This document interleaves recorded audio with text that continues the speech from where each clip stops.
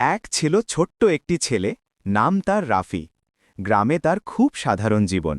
স্কুলে যাওয়া, বিকেলে খেলাধুলা আর মাঝে মাঝে মায়ের কাজে সাহায্য করা, এই ছিল তার রুটিন।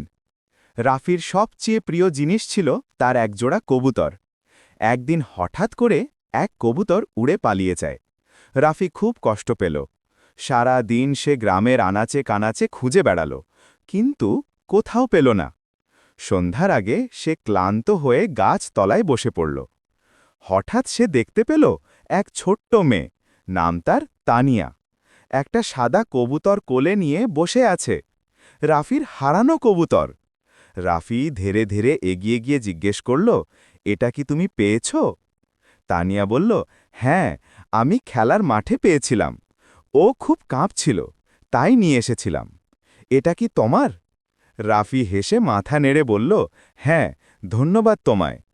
তানিও মিষ্টি করে হেসে বলল, তুমি চাইলে মাঝে মাঝে ওকে দেখতে আসতে পারো, আমি খুব একা থাকি।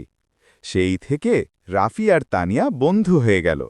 কবুতরটার যত্ন দুজনেই করতে লাগল। দিন গেল, মাস গেল, কবুতরটা ছিল তাদের বন্ধুত্বের নিঃশব্দ সেতু।